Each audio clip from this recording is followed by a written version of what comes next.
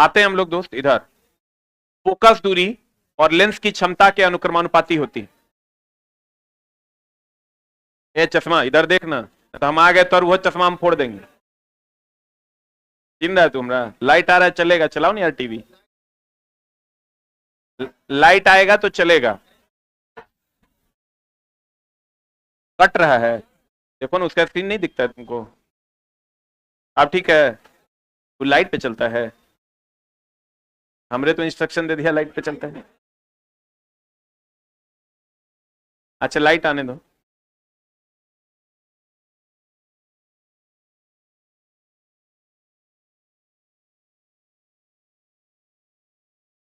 Book के question का QR code Telegram पे डाला हुआ है।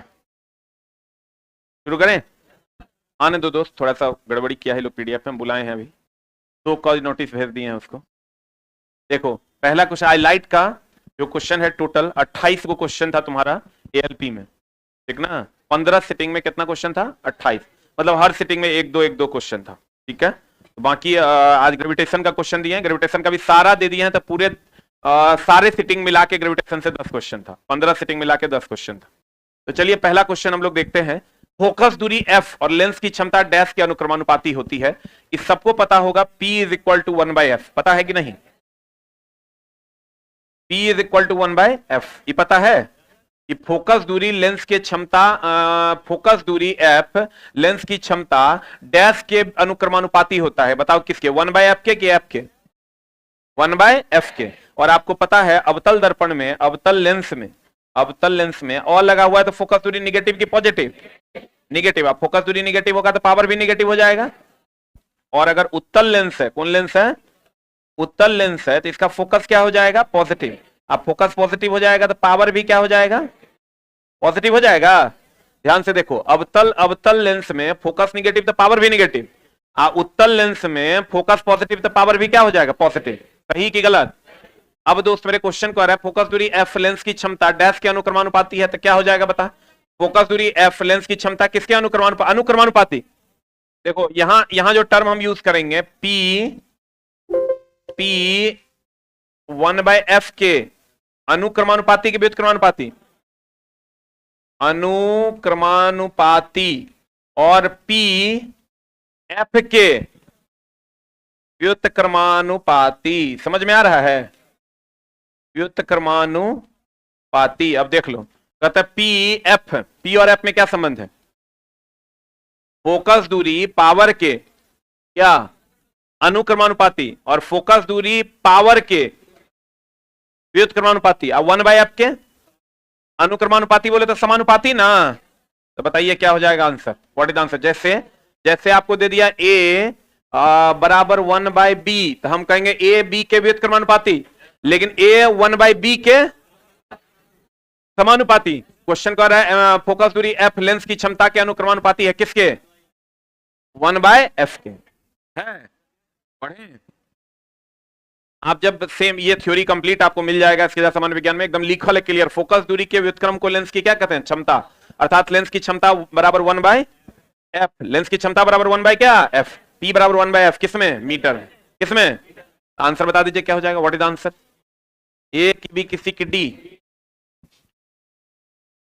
यही ना आंसर है? पढ़े आगे। और अवतल लेंस की फोकस दूरी निगेटिव, पावर भी निगेटिव। जहां भी अ लगा हुआ होगा वो निगेटिव होगा कि पॉजिटिव होगा? उ लगा हुआ होगा पॉजिटिव होगा। अ निगेटिव, अ मतलब होता है अमान्य, जो मान्य नहीं है, असाधारण जो साधारण नहीं है। तो कहीं पर भी अ लगा हुआ है कर मतलब ऋणात्मक होता है, ऋणात्मक मतलब फोकस दूरी क्या हो जाएगा? ऋणात्मक। क्लियर? अगला क्वेश्चन आपके स्क्रीन पर ये रहा, कहता अवतल दर्पण का वक्रता केंद्र कहां पर स्थित होता है? बताइए तो अवतल दर्पण का वक्रता केंद्र, ये अवतल दर्पण है, वक्रता केंद्र कहां पर स्थित होता है? ये फोकस है और ये क्या है? सेंटर है। और ये क्या है? इन्फिनाइट है। बताइए वक्रता केंद्र सामने होता है कि पीछे? अवतल दर्पण में तो दर्पण के सामने किसमें होता है? अवतल दर्पण में। और दर्पण के पीछे? दर्पण के ये अवतल है कि उत्तल? अवतल। उत्तल में जाओगे तो, उत्तल में जाओगे दोस्त मेरे, तो उत्तल में जाओगे तो फोकस जो होता है यहां होता है और सेंटर भी यहां होता है। दर्पण के पीछे की आगे? जो पेंट किया हुआ सतह है वो पीछे वाला सतह हुआ, ये पीछे हुआ, और जो बिना पेंट वाला हुआ वो आगे हुआ। यही ना होता है हो। अब बताइए क्या होगा इसका आंसर। ये हो जाएगा उत्तल दर्पण के लिए। तो बताइए आंसर क्या हो जाएगा, व्हाट इज आंसर? ए की बी? B for ball. दर्पण के सामने के पीछे। अवतल दर्पण में सामने और उत्तल दर्पण में पीछे। सही की गलत? अब दोस्त मेरे ये थ्योरी तो आपको बुक में दिखाई दी होगी। आप पेज नंबर खोलिएगा 126 और 155। ये क्वेश्चन भी है, खाली क्वेश्चन यहां अवतल दर्पण पूछा है और यहां कौन है, उत्तल दर्पण है। तो यहां उत्तल दर्पण में आप जब पेज नंबर 126 155 खोलिएगा तो 126 में ये थ्योरी आपको मिलेगा कि अवतल दर्पण में फोकस दूरी यहां है, फोकस दूरी यहां है, कहता वक्रता केंद्र यही ना होगा। तो सामने है कि पीछे है? कहां है? सामने। तो बताइए आंसर तो हो जाएगा सामने। एक क्वेश्चन इसमें दिया हुआ है, अवतल दर्पण के मुख्य फोकस पर स्थित होता है, उत्तल दर्पण के मुख्य फोकस स्थित होता है। तो फोकस बताओ कहां स्थित होता है, पीछे की आगे? फोकस सेंटर सब पीछे ना, बोलो ने। इसका फोकस सेंटर ये सब क्या आगे, हाँ कि ना? तो देखो सेम क्वेश्चन है, खाली यहां पर वक्रता केंद्र पूछा है और यहां क्या पूछा है, फोकस। थ्योरी में तो सबको पता है कि इधर फोकस होता है, इधर सेंटर होता है अवतल दर्पण में, इधर फोकस और इधर सेंटर होता है किसमें, उत्तल दर्पण। बता दीजिए इसका आंसर क्या हो जाएगा। उत्तल दर्पण के मुख्य फोकस पर स्थित होता है कहां पर, दर्पण के पीछे। उत्तल दर्पण है ना, तो दर्पण के क्या हो जाएगा, पीछे। क्लियर? पढ़े? देखो दोस्त इसका ज्योमेट्री जरूर याद रखना। हाँ बाबू, अगला क्वेश्चन में क्या मामला है इसमें? नहीं दोस्त, दर्पण के केंद्र पर का मतलब हुआ ये वाला पॉइंट, इसको पोल कहते हैं। दर्पण के केंद्र पर मतलब ये दर्पण का केंद्र है। क्वेश्चन का वक्रता केंद्र कहां स्थित है, दर्पण का केंद्र कहेगा तब हो गया सेंटर। अवतल दर्पण में वक्रता केंद्र कहां स्थित होता है, तो अवतल दर्पण में वक्रता केंद्र स्थित होता है दर्पण के सामने। ये देखो ये है दर्पण, दर्पण पर केंद्र। ये है गोले का केंद्र, आप कह सकते हैं। इतना बार तो हम बताए थे, ये जो परावर्तक सतह का केंद्र बिंदु या दर्पण पर केंद्र कहेगा तो क्या मारेंगे, पोल। और ये किसका केंद्र है, गोलीय दर्पण का केंद्र। किसका केंद्र है, जिसको आप क्या कहते हैं, वक्रता केंद्र।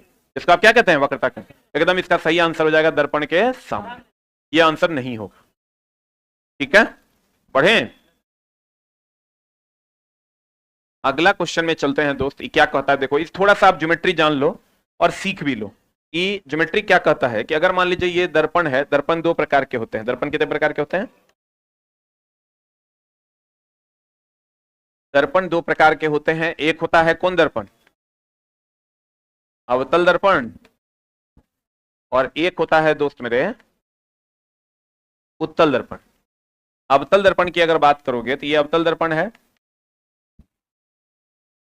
ये मुख्य अक्ष है। ये उत्तल दर्पण है, ये पोल है, और ये क्या है दोस्त मेरे, मुख्य अक्ष। पता है कि नहीं है? मुख्य अक्ष काल्पनिक होता है कि वास्तविक, काल्पनिक होता है, और दर्पण के दोनों ओर होता है। दर्पण के दोनों ओर होता है और क्या होता है, काल्पनिक। मुख्य अक्ष दर्पण को जिस बिंदु पर काटता है उसे क्या कहते हैं, पोल। क्या कहते हैं उसे? और ये जो बिंदु है इसको क्या कहते हैं, फोकस। ये जो बिंदु है इसको क्या कहते हैं, सेंटर। और ये जो बिंदु है इसको क्या कहते हैं दोस्त मेरे, फोकस ना। और ये जो बिंदु है इसको क्या कहते हैं, सेंटर। और यहां पर जो भी किरण जाती है वो उसको फैला देती है कि सिकुड़ा देती है। दोस्त आप अपने जगह पे रहिए ना, आपको पीडीएफ मिल जाएगा। बाप रे, इतना ना हल्ला करे, देखो उठ जाता है। हम अरे पीछे बांट दिया सबको, आप लोगों को मिल गया है। इधर आगे दे दो। हाँ दे ही दो, हम 10 सेकंड रुक जाते हैं।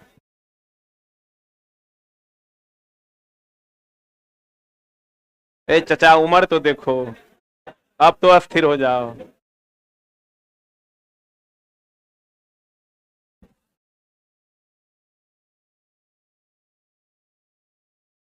उधर मिला, आ रहा है पीछे से।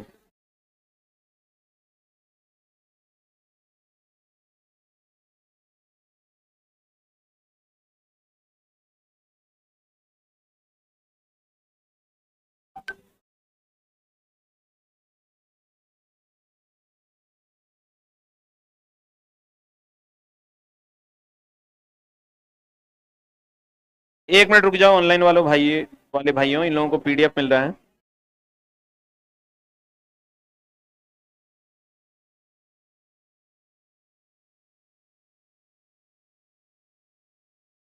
उधर पीछे मिल गया सबको अब? अरे वहां मिल रहा है, लो ना। खत्म हो गया? अरे दो नहीं यार, कौन बांट रहा है? इधर इधर नहीं मिला, इधर दो।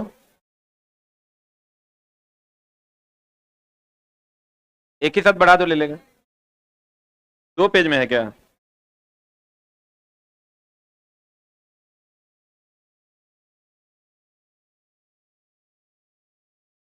अब मिला? अब चलें? देखो इधर आ जाओ। कहते हैं मुख्य अक्ष, इधर आ जाओ। मुख्य अक्ष जो होता है, दर्पण को जिस बिंदु पर कोई काल्पनिक रेखा काटती है उसे क्या कहते हैं? पोल। यहां से यहां तक की जो दूरी होती है, ये अवतल दर्पण में कोई भी किरण जाता है तो कहां मिलेगा? फोकस पर। फोकस से जाएगा तब क्या होगा? समानांतर हो जाएगा। अरे बोलो। और यहां से यहां तक की जो दूरी होगी दोस्त मेरे, ये जो दूरी होगी ये एफ है, ये क्या है? और यहां से यहां तक की दूरी क्या है? आर। और एफ बराबर क्या होता है? r/2। क्लियर है? इस पर जो भी किरण पड़ेगा उसको ही फैलाएगा कि सिकुड़ाएगा? और यहाँ ये अभिसरित होता है कि अपसरित होता है? तो इसीलिए इस दर्पण को हम लोग कौन दर्पण कहते हैं? अपसारी दर्पण। और इस दर्पण को हम लोग कौन दर्पण कहते हैं? अभिसारी दर्पण। क्लियर है? बोलो। एफ बराबर फॉर्मूला क्या हो जाता है? r/2। एफ बराबर r/2। क्लियर है? बोलो ने।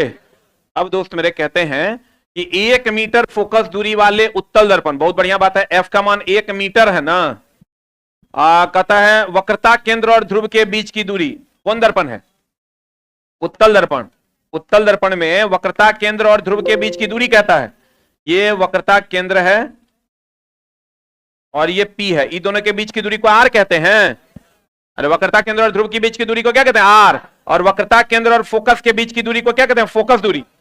कौन दूरी? और आपको ये पता होगा कि हमको क्या मांग रहा है? आर ना। एफ बराबर होता है r/2। आर बराबर क्या हो जाएगा?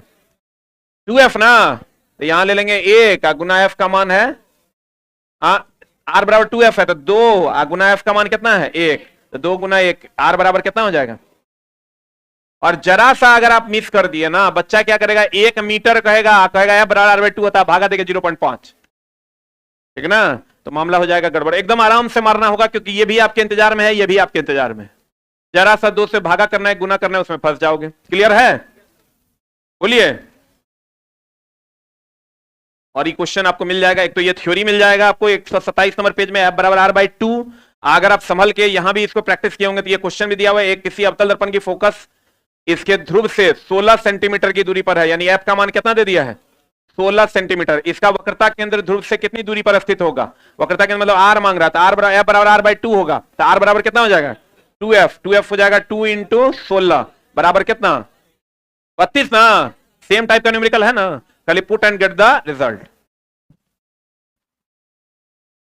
पढ़े पढ़े। एफ बराबर r/2, आर बराबर क्या? 2f। एफ बराबर r/2, आर बराबर क्या? 2f। अगला अगला अगला अगला कहता है दोस्त मेरे, जो न्यूमेरिकल है, 4-5 टाइप का न्यूमेरिकल पूछा है। 5 सेंटीमीटर ऊंचाई वाली वस्तु, बहुत बढ़िया बात, हाइट ऑफ द ऑब्जेक्ट कितना सेंटीमीटर है? के लिए उत्तल दर्पण द्वारा उत्पन्न आवर्धन, आवर्धन बोले तो क्या? अरे हम ना 0.2 है। यहां प्रतिबिंब की ऊंचाई क्या हो जाएगी? बनेगा हो, प्रतिबिंब की ऊंचाई ना मांग रहा है। एम बराबर फॉर्मूला आप जानते हैं, हाइट ऑफ द इमेज बटा height of the object. M का मान कितना दिया हुआ है? 0.2। हाइट ऑफ द इमेज निकालना है ना, बराबर what? Height of the image निकालना है, हाइट ऑफ द ऑब्जेक्ट कितना दिया हुआ है? 5 ना। यहां से निकाल लीजिए, height of the image is equal to 5 दूनी 10, 1 सेंटीमीटर इज द आंसर। सही है कि गलत है? आंसर मार दें। एम बराबर फॉर्मूला क्या होता है? -v/u, height of the image बटा हाइट ऑफ द ऑब्जेक्ट। एक चीज ध्यान रखिएगा, चाहे वो अवतल दर्पण हो या लेंस हो, दर्पण हो या लेंस हो, HI बटा HO में माइनस साइन नहीं होता, दोनों में क्या होता है? Plus sign. पढ़े? देखिए एक क्वेश्चन सेम टू सेम हम बताए थे आपको। इसका 1 सेंटीमीटर ऊंचाई वाली एक वस्तु को ध्रुव से उपयुक्त दूरी पर रखे जाने पर अवतल दर्पण द्वारा उत्पन्न आवर्धन, आवर्धन दे दिया इसमें, m बराबर 2। 2 है कि -2? अब यहां माइनस से 2 मान लो। इतना ऊंचाई वाला एक वस्तु है, मतलब हाइट ऑफ द ऑब्जेक्ट कितना है? 1 सेंटीमीटर। अब प्रतिबिंब की ऊंचाई मांग रहा है, हाइट ऑफ द इमेज क्या होगा? देखिए सेम क्वेश्चन है कि अलग है? यहां भी height of the object they दिया है, एम दे दिया, height of the object they दिया, एम दे दिया, एचआई मांग रहा है, हाइट ऑफ द इमेज मांग रहा है, और यहां भी हाइट ऑफ द इमेज मांग रहा है। बस put and get the result. M बराबर हाइट ऑफ द इमेज बटा हाइट ऑफ द ऑब्जेक्ट। अब एम का मान कितना है? -2। हाइट ऑफ द इमेज निकालना है, height of the object they दिया है 1, तो हाइट ऑफ द इमेज बराबर कितना हो जाएगा? -2 ना। अब माइनस में तो यहां हाइट, यहां माइनस में तो कोई चिन्ह दिया हुआ है नहीं दिया हुआ, तो आंसर बताइए क्या हो जाएगा? 2 सेंटीमीटर। अब संयोग से यहां जो आपको दिया है बस डेटा का ही गेम ना है। सेम सवाल, height of the object M दिया हुआ है, हाइट ऑफ द इमेज मांग रहा है, यहां भी एम दिया हुआ है, हाइट ऑफ द ऑब्जेक्ट दिया हुआ है, हाइट ऑफ द इमेज मांग रहा है। आंसर सही है। माइनस साइन खाली ये बताता है कि प्रतिबिंब उल्टा बना है। अगर यहां पर ये कौन सा है? अवतल दर्पण है, तो अगर ये माइनस साइन है तो माइनस साइन खाली ये बताता है कि प्रतिबिंब कैसा बना है? उल्टा बना है। हाइट ऑफ द इमेज अगर माइनस आ गया, इसका मतलब प्रतिबिंब कैसा है? उल्टा। कैसा है? उल्टा। बता दो आंसर क्या हो जाएगा? What is the answer? Page number 171 खोलिएगा, ये 32 नंबर क्वेश्चन आपको मिल जाएगा। पढ़े? अगला प्रश्न आपके स्क्रीन पर ये रहा। किसी दिए गए गोलीय दर्पण के वक्रता केंद्र और ध्रुव को जोड़ने वाली रेखा, ये गोलीय दर्पण है, इसके वक्रता केंद्र और ये ध्रुव, इसको जो जोड़ने वाली रेखा इसको क्या कहते हैं? फोकस। क्या कहते हैं इसको? बताइए अब आंसर क्या कहते हैं? वक्रता त्रिज्या कहते हैं, मुख्य फोकस कहते हैं, फोकस दूरी कहते हैं, मुख्य अक्ष कहते हैं, क्या कहते हैं? मार देख रहा, बोलिए। देखो मुख्य अक्ष के बारे में अगर हम बात करें तो यह काल्पनिक रेखा है। कैसी रेखा है? ये काल्पनिक रेखा है, और दर्पण के दोनों ओर है कि एक ओर है? दर्पण के दोनों ओर है, दर्पण के दोनों ओर है। और ये कैसी रेखा है? काल्पनिक रेखा। और यहां कहां से होकर गुजरती है? पोल, सेंटर और फोकस से होकर गुजरता है, गुजरता है, गुजरता है। पोल, सेंटर और फोकस से होकर क्या करता है? गुजरता है। और ये कैसी रेखा है? काल्पनिक रेखा।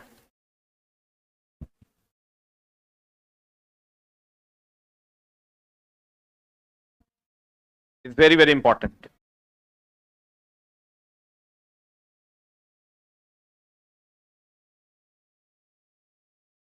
पढ़े? पढ़े हो? कहता है क्वेश्चन आपका एकदम सिंपल है कि सेंटर और पोल को मिलाने वाली रेखा को क्या कहते हैं? क्या कहते हैं?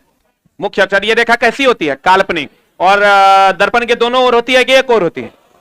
अब दोस्त मेरे, इसी के अलोंग हम लोग रेडियस और फोकस दूरी को क्या करते हैं? नापते हैं। अब दोस्त मेरे, जो ये वाली थ्योरी अगर आप पढ़े होंगे, ये वाली थ्योरी अगर आप पढ़े होंगे तो जरूर हम इसमें पढ़ाते हैं। यही थ्योरी ना है कि भैया ये कौन अक्ष है?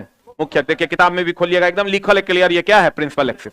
और एक क्वेश्चन भी आपको मिलेगा जो इससे थोड़ा बहुत मिलता जुलता मिलेगा, लेकिन ये थ्योरी तो इसी से बन जाएगी। तो इतना सिंपल सा सवाल है, जो पढ़ा होगा वो बना देगा। कहते हैं गोलीय दर्पण के मुख्य अक्ष के बारे में इनमें से कौन सा कथन सत्य है?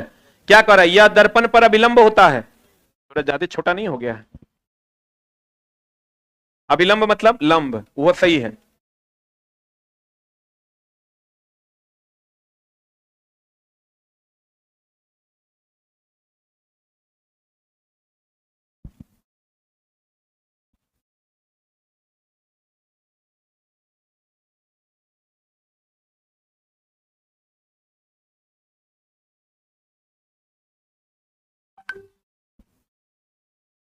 बताइए तो क्या हो जाएगा आंसर?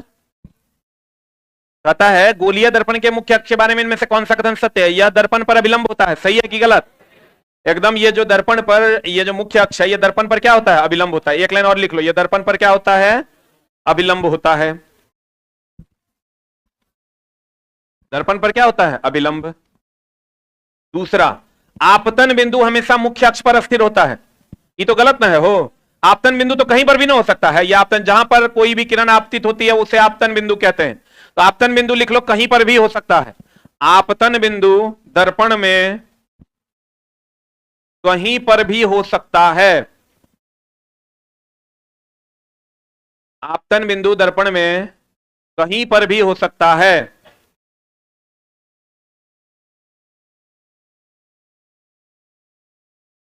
अब बता, मुख्य फोकस जो होगा वो मुख्य अक्ष पर होगा। अरे दोस्तों, जो मुख्य फोकस है मुख्य अक्ष पर होगा। तो मुख्य फोकस हमेशा मुख्य अक्ष पर होता है, तो ये भी सही है। सही कौन कौन है? 1 और 3। क्लियर है? And the next one is, अगला है दोस्त मेरे आपका, ये थ्योरी पढ़े हैं, जब किसी वस्तु को अवतल दर्पण के सामने कितना सेंटीमीटर की दूरी पर रखा जाता है? कितना सेंटीमीटर? तो यू का मान, कौन दर्पण है, अवतल हो कि उत्तल हो, यू का मान हमेशा ना माइनस 120 सेंटीमीटर की दूरी पर रखा जाता है। तो दर्पण के वक्रता केंद्र पर वास्तविक प्रतिबिंब बनता है, तो वक्रता केंद्र पर बन रहा है, मतलब प्रतिबिंब दूरी भी कितना है? अरे अवतल दर्पण है ना, तो कह रहा है वक्रता केंद्र पर, दर्पण के वक्रता केंद्र पर वास्तविक प्रतिबिंब बनता है, तो वक्रता केंद्र पर बन रहा है मतलब भी हो जाएगा माइनस 120 सेंटीमीटर ना। वास्तविक बन रहा है मतलब लेफ्ट में बनेगा कि राइट में बनेगा? किधर बनेगा? लेफ्ट में बनेगा। तो कहता है दर्पण द्वारा उत्पन्न आवर्धन है, आवर्धन का मान फॉर्मूला आपको नहीं पता पड़ा है, m बराबर माइनस v बाई यू ना।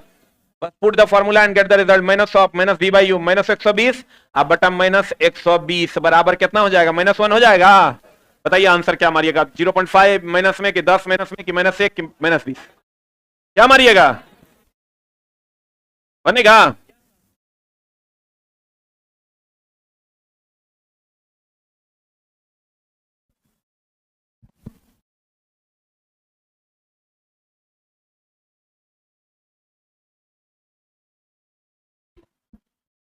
अब एक बात बताइए दोस्त मेरे, कि अगर यहां -1 भी होता, एक ऑप्शन ए नंबर, ऑनलाइन वालों बताओ, ए नंबर -1 ऑप्शन होता और बी नंबर +1 ऑप्शन होता, तो आंसर क्या मारते हैं? क्या होता आंसर बताओ? What is the answer? -1 की +1? जल्दी बताओ ऑनलाइन वालों, 6 नंबर का। अगर ऑप्शन में एक ये तो -1 दे दिया है, तो आप बहुत आसानी से बच गए।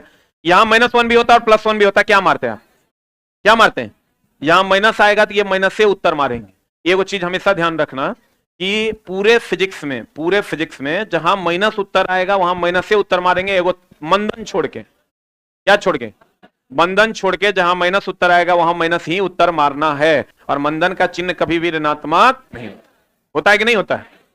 अब दोस्त मेरे अगले पर चलते हैं। एक क्वेश्चन, जो ये वाला थ्योरी हम आपको बड़े प्यार से बताए थे, अगर आप पढ़े होंगे, तो m का मान माइनस होगा तो वास्तविक और क्या होगा? उल्टा। अब प्लस होगा तो काल्पनिक एवं सीधा। 1 के बराबर होगा तो समान आकार का, 1 से बड़ा होगा तो बड़ा, 1 से छोटा होगा तो छोटा। उत्तल दर्पण आवर्धन के 1 से कम होता है कि ज्यादा? काहे होता है 1 से कम? क्योंकि उत्तल दर्पण में हमेशा प्रतिबिंब कैसा बनता है? छोटा। कैसा बनता है? तो छोटा बनेगा तो हमेशा आवर्धन 1 से क्या होगा? कम। 1 से क्या हो जाएगा? कम। बच्चे दिख नहीं रहा है, कोई बात नहीं, हम अगले बार बड़ा करवा देंगे। अब देखो, कहते एक वस्तु अभिसारी लेंस में 25 सेंटीमीटर की दूरी पर रखा गया है। कितना सेंटीमीटर की दूरी पर? तो यू का अभिसारी का मतलब अवतल की उत्तल? अरे अवतल ना। 25 सेंटीमीटर -25 सेंटीमीटर की दूरी पर रखा गया है, और लेंस 30 सेंटीमीटर की दूरी पर वस्तु का वास्तविक और उल्टा प्रतिबिंब बनाता है। तो भैया भी का मान कितना हो जाएगा? अरे भी का मान कितना? -30 सेंटीमीटर। काल्पनिक बनाता तब ना, इस साइड बनाता तो प्लस ले लेते।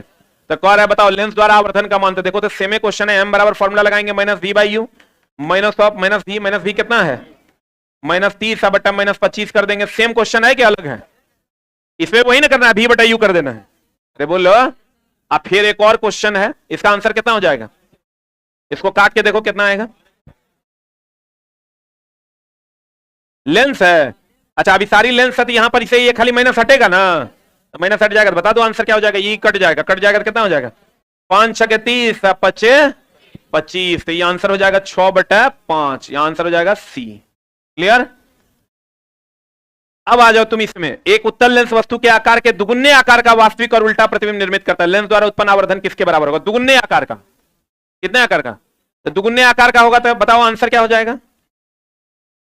m बराबर, इसका कह रहा है दुगुने आकार का, तो m बराबर होता है लेंस के दर्पण, तो v बाई यू की -v बाई यू। तो v बाई यू हो जाएगा दुगुने आकार का बराबर हाइट ऑफ द इमेज बटा हाइट ऑफ द ऑब्जेक्ट, यानी ये 2x होगा तो कितना हो जाएगा? x। अब काट खोट दो, आंसर आ जाएगा। कितना आ जाएगा रे? ये x कट जाएगा, 2 ना हो जाएगा। आंसर बता क्या हो जाएगा? 1 मिनट रुक जा। वास्तविक न है रे। रुक रुक रुक, ठीक है, यहां भी माइनस से होगा। हाँ, यहां वास्तविक है ना, यहां भी माइनस होगा और यहां भी माइनस होगा। ठीक है, देखो वास्तविक और उल्टा के केस में m का मान निगेटिव ना होता है, काल्पनिक और सीधा के केस में m का मान क्या होता है? पॉजिटिव। बोलो, तो यहां पर क्वेश्चन कह दिया है पहले से ही कि वास्तविक है, तो माइनस होगा कि प्लस? यहां कह दिया कि भैया, यहां भी कह दिया कैसा होगा? वास्तविक, तो यहां भी ना माइनस होगा। समझ में आ रही है बात? 3 को कंडीशन है, यहां आया है 6/5, लेकिन वास्तविक और काल्पनिक के केस में वास्तविक अगर होगा तो निगेटिव और काल्पनिक होगा तो पॉजिटिव। एक बार हम फिर से आपको बता देते हैं, ध्यान से समझ लो। एम का मान की चर्चा अगर हम करें तो एम का मान अगर निगेटिव होगा, एम का मान क्या होगा? एम का मान अगर निगेटिव होगा तो कैसा होगा? वास्तविक उल्टा के लिए, वास्तविक कैसा लिए? उल्टा। और एम का मान अगर पॉजिटिव होगा तो किसके लिए? काल्पनिक सीधा के लिए। तो यहां जो क्वेश्चन आपका दे रखा है, यहां जो क्वेश्चन आपका दे रखा है पहले से कह रहा है कैसा? तो वास्तविक उल्टा तो निगेटिव होगा कि पॉजिटिव? यहां भी क्वेश्चन कह रखा है कि वास्तविक कैसा? उल्टा, तो निगेटिव होगा कि पॉजिटिव? अगर काल्पनिक सीधा होता तो पॉजिटिव हो जाता। बोलो हाँ, आंसर बता दो। यहां भी क्वेश्चन कैसा कह रहा है? वास्तविक, तो वास्तविक कह रहा तो निगेटिव होगा कि पॉजिटिव? अरे बोलो, वास्तविक जब भी कहेगा तो निगेटिव और काल्पनिक जब भी कहेगा तो पॉजिटिव। ये दर्पण और लेंस दोनों के लिए लागू होता है। लगाओ, समझ में आ रही है मेरी बात? वास्तविक कहेगा तो एम का मान क्या? निगेटिव, और काल्पनिक कहेगा तो एम का मान क्या हो जाएगा? पॉजिटिव। बोलो उसको जाके सर थोड़ा बड़ा बड़ा करके दीजिए, बोर्ड पे दिखता नहीं है। 4 साल से पीपीटी बना रहे हैं लेकिन समझ में नहीं।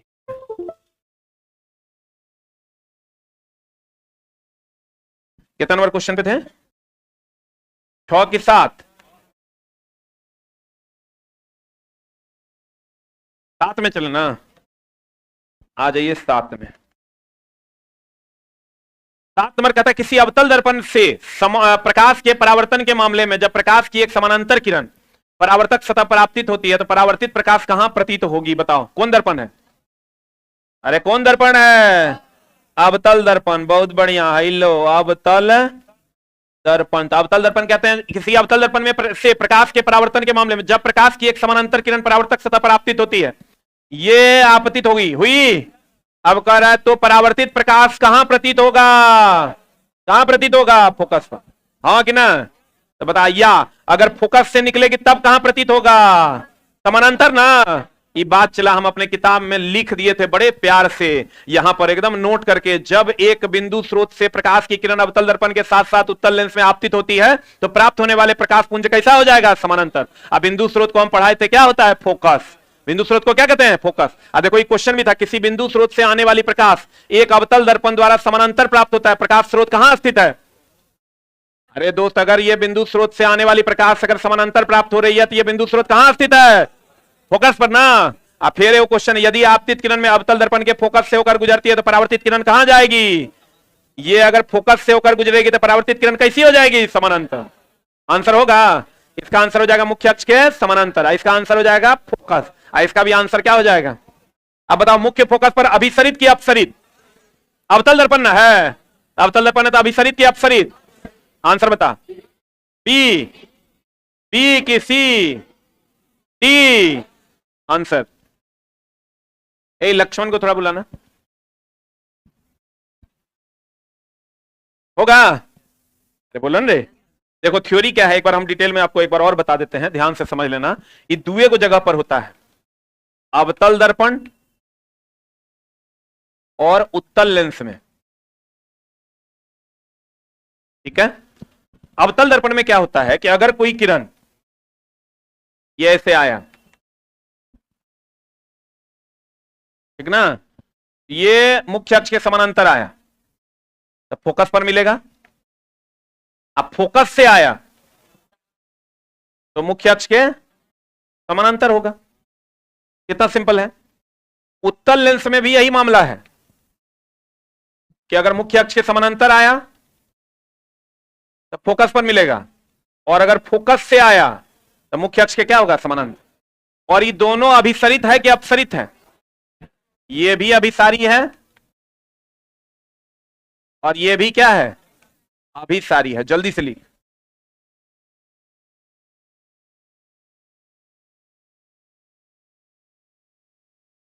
दोनों मामला है, मुख्य अक्ष के समानांतर आएगा तो फोकस पर मिलेगा, अब फोकस से आएगा तो मुख्य अक्ष के समानांतर मिलेगा।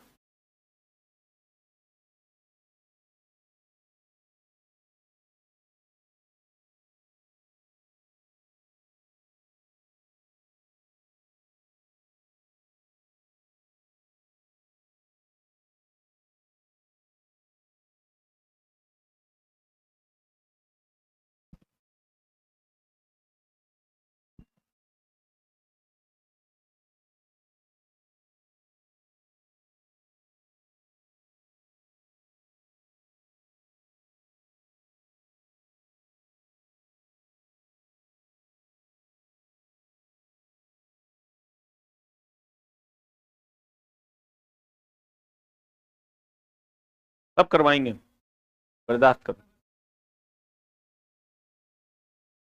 हाँ ठीक है, सब विचार कर लेंगे। हम A to Z क्वेश्चन करवाने वाले, कुछ बचेगा नहीं। लक्ष्मण बाबू, इसको थोड़ा सा पीपीटी बोलो उनको बड़ा करके दिखाने के लिए, बड़ा करके सुनना। कितना नंबर पे है अभी लोग? 12 नंबर के बाद या 11 नंबर के बाद पीपीटी बड़ा करके लो, मात्र 11 के बाद। हो गया? अरे हुआ? यही अगर आप आइएगा किसमें, सेम मामला हो जाता है दोस्त मेरे उत्तल में। उत्तल दर्पण में जब जाइएगा, उत्तल दर्पण में ये किरण जब आती है यहां, ये फैलाएगी कि सिकुड़ाएगी? क्या करेगी? फैलाएगी। और ये भी क्या करेगी दोस्त मेरे? फैलाएगी। लेकिन फैलाएगी तो ये कहां पर मिलती हुई प्रतीत होगी? फोकस पर। इसको कौन दर्पण कहते हैं? अपसारी ना।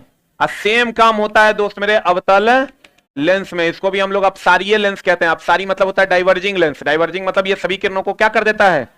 फैलाता है कि सिकुड़ाता है? फैलाता है। और कहां पर आकर मिलता है? फोकस पर। कहां पर आकर मिलता है? फोकस पर। इससे भी बहुत सारे सवाल पूछे गए हैं,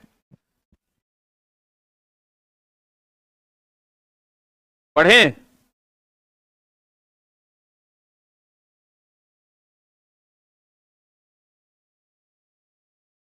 अभिसारी मतलब होता है कन्वर्जिंग, और अपसारी मतलब क्या होता है? डाइवर्जिंग।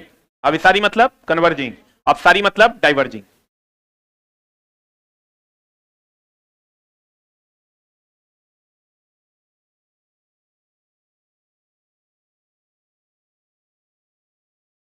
पढ़ें।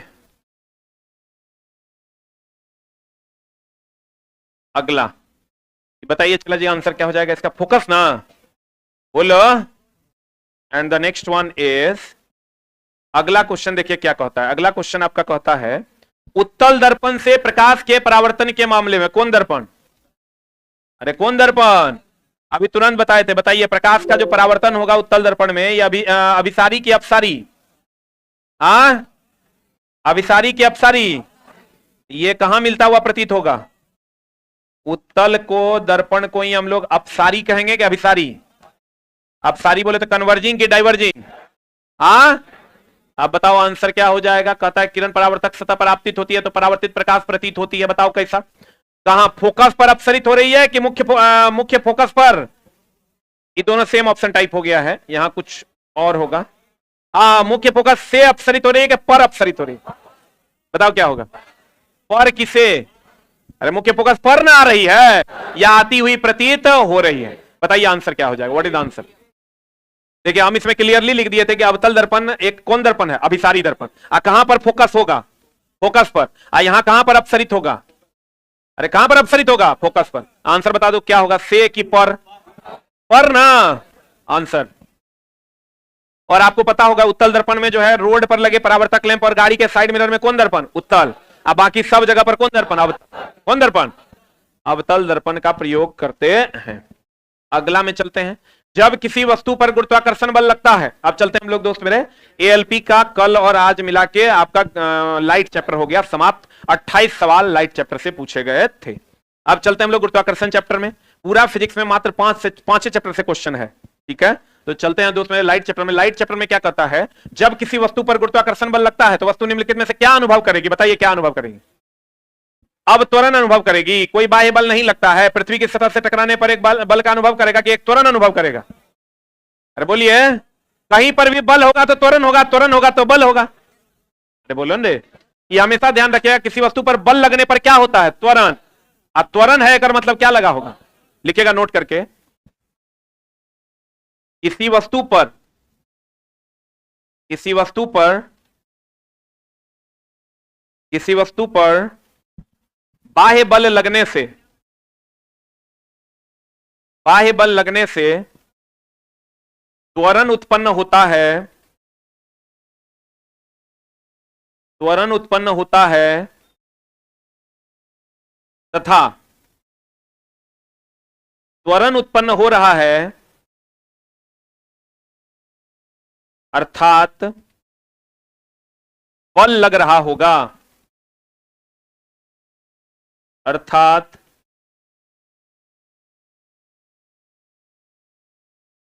क्या लग रहा होगा? क्या लग रहा होगा? बल लग रहा होगा। बताइए आंसर क्या हो जाएगा? What is answer? क्वेश्चन एक बार फिर से पढ़िए, तब आंसर की ओर जाइए। किसी वस्तु पर गुरुत्वाकर्षण बल लगता है तो वस्तु निम्नलिखित में से क्या अनुभव करेगी? तो कभी भी बल लगेगा तो क्या उत्पन्न होगा? त्वरण। अरे मेरे ऊपर बल लगेगा तो हम क्या अनुभव करेंगे? त्वरण। किसी पर कहीं पर भी त्वरण हो रहा है, मतलब क्या लग रहा होगा? बल लग रहा होगा, धक्का लग रहा होगा, तभी ना उसके वेग में परिवर्तन हो रहा होगा। इससे रिलेटेड आपको क्वेश्चंस बहुत सारे मिलेंगे। कहता है कब कहा गया कि कोई पिंड मुक्त रूप से गिर रहा है? बताओ क्या होगा आंसर? कब कहा जाएगा कि कोई भी पिंड मुक्त रूप से गिर रहा है? पहला ऑप्शन, जब इसका द्रव्यमान अत्यधिक कम हो, जब इसके भार दुगुने हो, जब इसमें केवल गुरुत्व बल कार्य कर रहा हो, जब यह अत्यधिक ऊंचाई से गिर रहा हो। क्या होगा आंसर? केवल गुरुत्व बल लग रहा है तभी ना कहेंगे कि मुक्त रूप से गिर रहा है। बोलवे नहीं करेगा।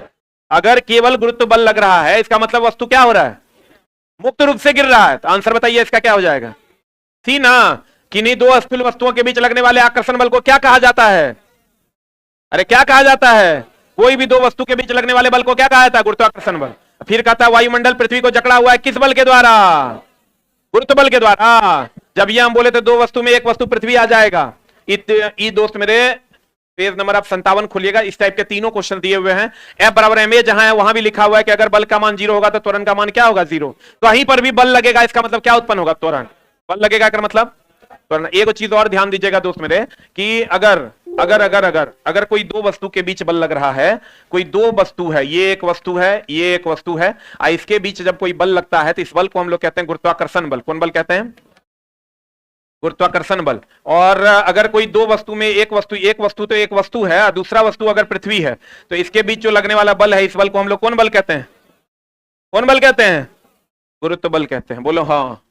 अगर दोनों वस्तु है तो इसे क्या कहेंगे? गुरुत्वाकर्षण बल। दो वस्तु में एक वस्तु पृथ्वी है तो इस गुरुत्वाकर्षण बल का स्पेशल नाम क्या है? गुरुत्व बल। जल्दी से लिखो। अगर सीढ़ी से कोई चढ़ रहा है तो गुरुत्वाकर्षण बल के विरुद्ध कि गुरुत्व बल के विरुद्ध? सीढ़ी पृथ्वी पर लगा हुआ है, पृथ्वी पर लगा हुआ है मतलब कौन बल के विरुद्ध? गुरुत्व बल के विरुद्ध।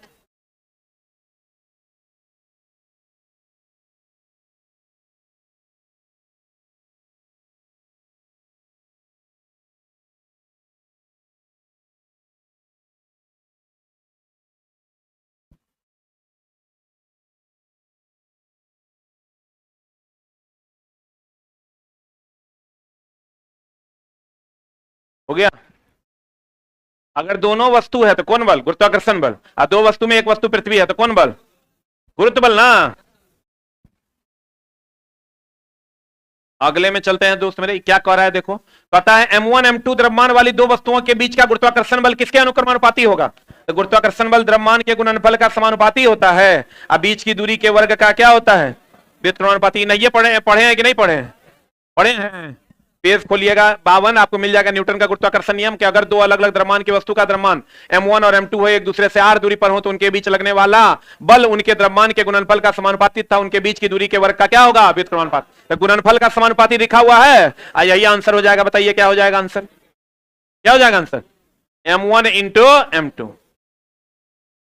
आई दोनों को मिला के लिखते हैं तो फॉर्मूला क्या आ जाता है? F बराबर G M1 M2 बटा R स्क्वायर ना।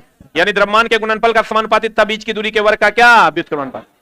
बोलो दे। द्रव्यमान के गुणनफल का समानुपाती तथा बीच की दूरी के वर्ग का व्युत्क्रमानुपाती।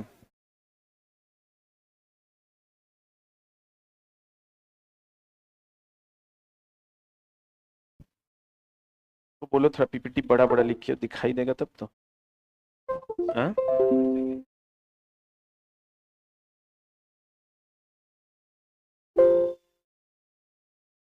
कितना नंबर क्वेश्चन है? 10 11। चलते हैं हम लोग कितना नंबर पे दोस्त? 11 नंबर पे। बताइए तो 11 नंबर क्वेश्चन क्या कहता है? बताओ 11 नंबर ऑनलाइन वालों क्या होगा आंसर?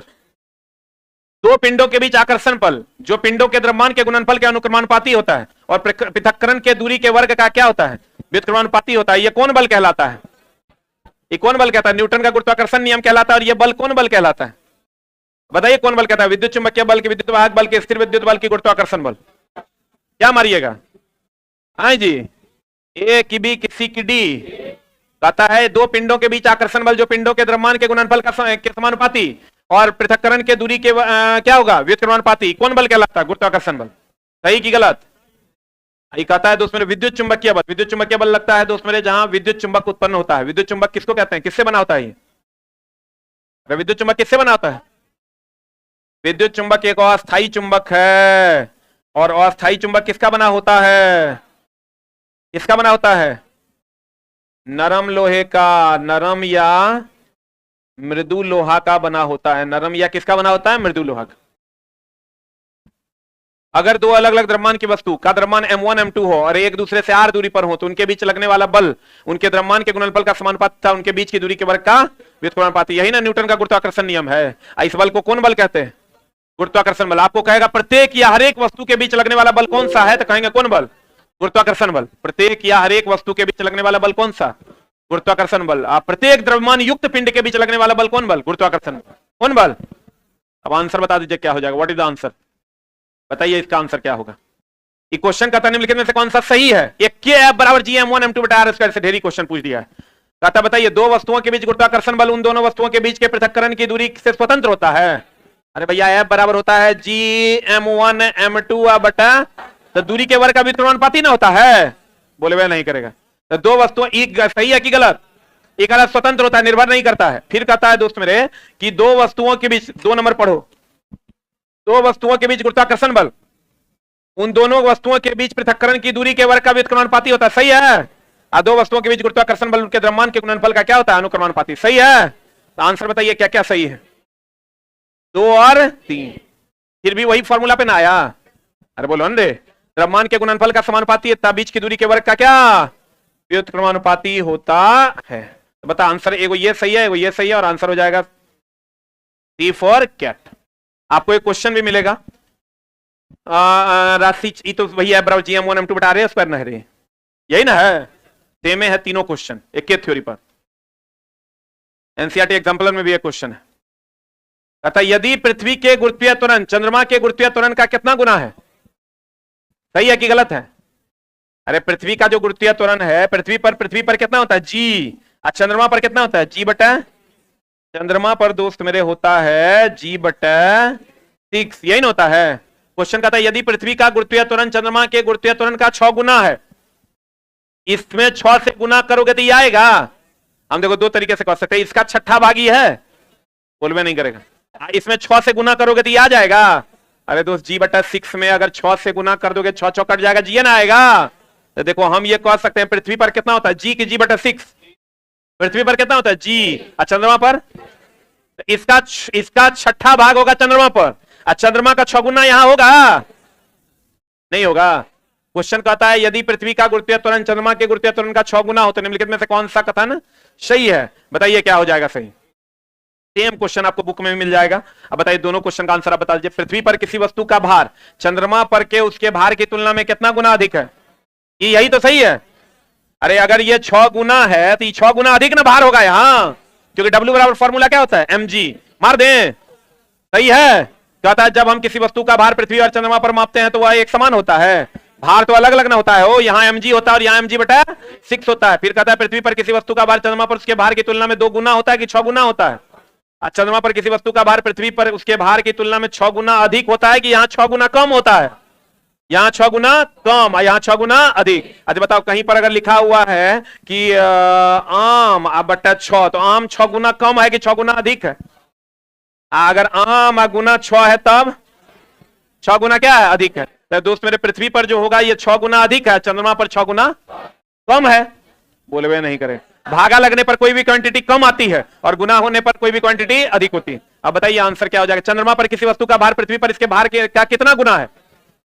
कितना गुना? चंद्रमा पर कह रहा है तो 6 गुना की 1/6 गुना। सही है। बोले वे नहीं करेगा। पेज नंबर हो गया 62। अगला क्वेश्चन बताइए क्या हो जाएगा। अगला कहता है पृथ्वी और चंद्रमा के बीच गुरुत्वाकर्षण बल के बारे में निम्नलिखित में से कौन सा कथन सही है? बताइए कौन सा सही है। जब चंद्रमा पृथ्वी से दूर होता है तो गुरुत्वाकर्षण बल विकर्षण होता है। गुरुत्वाकर्षण बल हमेशा कौन बल होता है? आकर्षण की विकर्षण। नाम है गुरुत्वाकर्षण बल, ये केवल और केवल आकर्षण का बल होता। ये सही की गलत? पृथ्वी और चंद्रमा के गुरुत्वाकर्षण के बारे में कौन सही है? जब चंद्रमा पृथ्वी के करीब होता है, ये तो स्टेटमेंट अधूरा है। जब चंद्रमा पृथ्वी से दूर होता है तो गुरुत्वाकर्षण बल आकर्षण और अधिकतम होता है। सही है। अरे छोटा F बराबर फॉर्मूला क्या होता है? जी m1 m2 बटा r स्क्वायर। तो अब दूरी ज्यादा होगा तो ये अधिक होगा कि कम होगा? कम होगा। दूरी ज्यादा होगा तो कम ना हो जाएगा। यहाँ कहता है जब चंद्रमा पृथ्वी से दूर होता है तो गुरुत्वाकर्षण बल आकर्षण और अधिकतम हो जाता है। ये दूरी ज्यादा हो जाएगा, कहता है दूरी जब चंद्रमा पृथ्वी से दूर होता है तो गुरुत्वाकर्षण बल दूर होगा मतलब इसका मान ज्यादा होगा, इसका मान ज्यादा होगा तो इसका मान कम ना होगा। ये सही है कि गलत? फिर कहता है जब चंद्रमा पृथ्वी से दूर होता है तो गुरुत्वाकर्षण और विकर्षण, गुरुत्वाकर्षण बल विकर्षण होता है। ये तो साफे गलत है, गुरुत्वाकर्षण बल कभी भी विकर्षण नहीं होगा। इसका मतलब ये स्टेटमेंट सही होगा, अधूरा लिखा हुआ है। चंद्रमा पृथ्वी के करीब होता है तो करीब होगा तो कम होगा तो आकर्षण बल अधिक होगा। इसी को बढ़ा लो थोड़ा सा। अरे गुरुत्वाकर्षण बल केवल आकर्षण है कि विकर्षण भी है? बी नंबर को थोड़ा सा बढ़ा लो, यही आंसर हो जाएगा। टाइपिंग में गड़बड़ाया होगा। दूरी ज्यादा होगा आकर्षण बल कम, और दूरी कम होगा आकर्षण बल ज्यादा। गुरुत्वाकर्षण बल केवल आकर्षण का बल है कि विकर्षण का भी बल है? गुरुत्वाकर्षण नाम है गुरुत्व का आकर्षण, केवल आकर्षण का बल है। चुंबकीय बल और विद्युतीय बल आकर्षण विकर्षण दोनों का बल है। पढ़े? सेम क्वेश्चन है इधर, देखो यहां जगह नहीं था, बड़ा नहीं हो सकता था। निम्न में से कौन सा कथन असत्य है? बताओ। जी का मान चंद्रमा और पृथ्वी पर उसके मान के समान होता है। एकदम होता है, ये सत्य है। अरे जी का मान तो हमेशा, बड़की जी का मान हमेशा समान ना होता है। फिर कहता है 1 मीटर दूरी पर रखे 2 kg वाले द्रव्यमान के केंद्रों के मध्य गुरुत्वाकर्षण बल इतना होता है। तो कैलकुलेट करना होगा। F बराबर फॉर्मूला क्या होता है? Gm1 m2 बटा r²। एक दूसरा उपाय है चला बनाने का, कैलकुलेट नहीं भी करोगे पेंडिंग में भी रखोगे तब भी बन जाएगा। बल दो वस्तुओं के मध्य दूरी के व्युत्क्रमानुपाती होता है। सही है कि गलत है? ये भी सही है। दो वस्तुओं के मध्य गुरुत्वाकर्षण बल उनके बीच की दूरी को आधा कर देने पर दुगुना हो जाएगा। इसको आधा करोगे तो r/2 स्क्वायर में तो चरगुना ना हो जाएगा। यही तो असत्य है। आंसर हो जाएगा केवल डी। इसको आधा करोगे तो कितना गुना हो जाएगा? अरे इसको आधा करोगे तो कितना गुना हो जाएगा? 4 गुना। बोलवे नहीं करेंगे। इसको दुगुना करोगे तो 1/4 गुना हो जाएगा। अरे बोल लो तो आंसर बताओ क्या हो जाएगा? तो वही है बराबर Gm1 m2 बटा r² पर सब सवाल। ये थ्योरी तो तुमको पता होगा। क्वेश्चन करा चंद्रमा के बीच गुरुत्वाकर्षण के बल के बारे में निम्नलिखित में से कौन सा सत्य है? तो आपको पता है आर का मान घटेगा तो एफ का मान बढ़ेगा, और आर का मान बढ़ेगा तो एफ का मान क्या होगा? घटेगा। अगला बताइए कर आंसर। निम्नलिखित में से कौन सा कथन सही है? द्रव्यमान और भार में अंतर बुक में लिखा हुआ है। अगर आप पढ़े होंगे तो आपको पता होगा द्रव्यमान और भार में क्या अंतर है। द्रव्यमान और भार में क्या अंतर है बताइए। द्रव्यमान का मान पूरे ब्रह्मांड में कहीं बदलता है, लेकिन भार का मान अलग अलग जगह पर अलग अलग होता है, क्योंकि जी का मान अलग अलग जगह पर अलग अलग होता है। इसका SI मात्रक द्रव्यमान का क्या होता है? kg। और यह कौन राशि है? अदिश। इसका SI मात्रक न्यूटन। और यह कौन राशि है? सदिश। ये पता है? पूरे ब्रह्मांड में आप पेज नंबर खोलिएगा 54, हम द्रव्यमान और भार में अंतर क्लियरली लिख दिए हैं कि द्रव्यमान पूरे ब्रह्मांड में कहीं बदलता नहीं है, और भार का मान अलग अलग जगह पर अलग अलग होता है। अब बताइए आंसर क्या हो जाएगा? इसी से ही क्वेश्चन नहीं बन जाएगा? अरे बनाओ रे। निम्नलिखित में से कौन सा कथन सही है? किसी वस्तु का द्रव्यमान उसके भार के समान होता है। सही कि गलत? इस साफे गलत। हम कह रहे हैं द्रव्यमान पूरे ब्रह्मांड में कहीं नहीं बदलता है, ये अलग अलग जगह पर अलग अलग होता है। ये दोनों कभी समान होगा? फिर कहता है दोस्त मेरे किसी वस्तु का द्रव्यमान उसके भार के समान नहीं होता है। एकदम सही बात है। ये हमेशा कांस्टेंट होता है, ये कांस्टेंट नहीं होता है। फिर कह रहा है दोस्त मेरे द्रव्यमान एक अदिश राशि है। द्रव्यमान कोई एक अदिश राशि है, अब भार एक कौन राशि है? सदिश राशि। आंसर बता दो क्या हो जाएगा? 2 और 4 हो जाएगा? 2 और 3। हाँ 2 और 3, 4 तो है ये नहीं। पूरे ब्रह्मांड में द्रव्यमान का मान कहीं पर भी बदलता नहीं है, लेकिन भार का मान अलग अलग जगह पर क्या होता है? अलग अलग। तो कल दोस्त मेरे सारा फॉन्ट बड़ा करवा देंगे, टेंशन नहीं लेना है।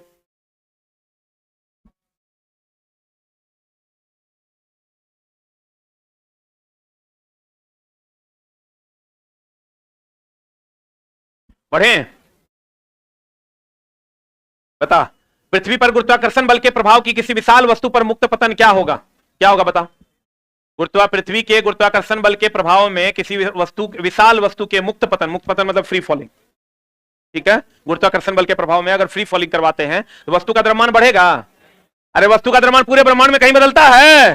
अब बताओ विशाल वस्तु का वेग बढ़ेगा कि नहीं? अरे ऊपर से नीचे गिलाओगे तो वेग का मान बढ़ेगा कि घटेगा? नीचे से ऊपर फेंकोगे? आपको पता होगा, अगर आप पढ़े होंगे तो नीचे से ऊपर फेंकने पर यहां वेग का मान कुछ होता है, और ऊपर जाने पर वेग का मान कितना हो जाता है? 0। ऊपर से नीचे फेंकोगे तो यहां वेग का मान होता है 0, और यहां वेग का मान क्या होता है? कुछ। तो भैया कुछ से 0 हुआ, बढ़ा कि घटा? बढ़ा। घटा। 0 से कुछ हो गया, यानी ऊपर से नीचे से ऊपर जाने पर वेग का मान घटेगा और ऊपर से नीचे आने पर बढ़ेगा। होगा? पढ़े हैं ये? आंसर बता दीजिए क्या होगा। 3 नंबर मार दें। दोस्त बुक खोलोगे तो तुमको ये पूरा लाइन लिखा हुआ है क्लियरली। ये जो अभी हम लिखे हैं क्लियरली लिखा हुआ है कि भैया ऊपर में वेग का मान 0 है, नीचे में वेग का मान कुछ होगा, नीचे से ऊपर फेंकोगे तो यहां कुछ होगा, ऊपर में 0 होगा। तो अगर हम ऊपर से नीचे गिरा रहे हैं तो 0 से कुछ हो गया तो बढ़ा कि घटा? ऐसे भी आप पढ़े होंगे दोस्त मेरा, ऐसे गिराएंगे तो वेग बढ़ेगा, ऐसे फेंकेंगे तो वेग घटेगा। नहीं पढ़े हैं? आंसर बताइए क्या हो जाएगा। क्वेश्चन नंबर चलते हैं 17। यदि एक आदमी जमीन से 2.5 मीटर की ऊंचाई तक, यानी एच का मान कितना हो गया दोस्त मेरे?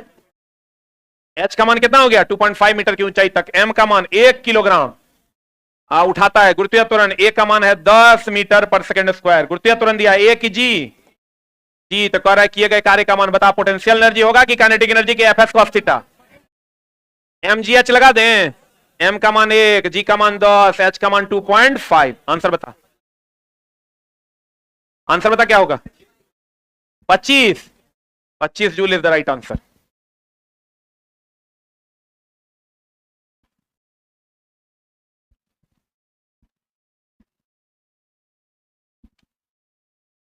सेम क्वेश्चन आपको मिलेगा। 20 केजी का एक हथौड़ा है कि विभव ऊर्जा मतलब स्थितिज ऊर्जा ना की गणना करें जहां 10 मीटर की ऊंचाई से 10 मीटर पर सेकंड स्क्वायर दे दिया। तीनों को गुना कर देंगे तो विभव ऊर्जा mgh नहीं निकल जाएगा? mgh दिया हुआ है। Put and get the result. पढ़े? And the next question is पृथ्वी द्वारा चंद्रमा पर लगाया गया बल कितना होगा? जी का मान दिया हुआ है, एम पृथ्वी का द्रव्यमान दे दिया, चंद्रमा का द्रव्यमान दे दिया, तो पृथ्वी और चंद्रमा के बीच की दूरी दे दिया है। तो बताओ तो एफ बराबर फॉर्मूला होता है जी m1 m2 बटा आर स्क्वायर। तो एफ बराबर जी का मान कितना है? 6 गुना 10 के पावर 11। अरे बोलो ना रे। आई एम दिया हुआ है 6 गुना 10 के पावर 24। आई एगो एम दे दिया है 8 गुना 10 के पावर 22 बटा आर स्क्वायर। आर स्क्वायर का मान कितना है? 4 गुना 10 के पावर 8 है और whole square. Calculate and get the result. सब तो दिले है। कहां पर?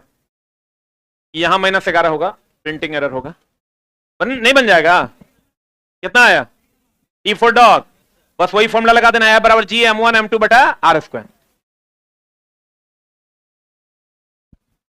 फॉर्मूला क्या लगाना है? एफ बराबर जी एम। सब कुछ दिया हुआ है यार। Put and get the result. हो गया?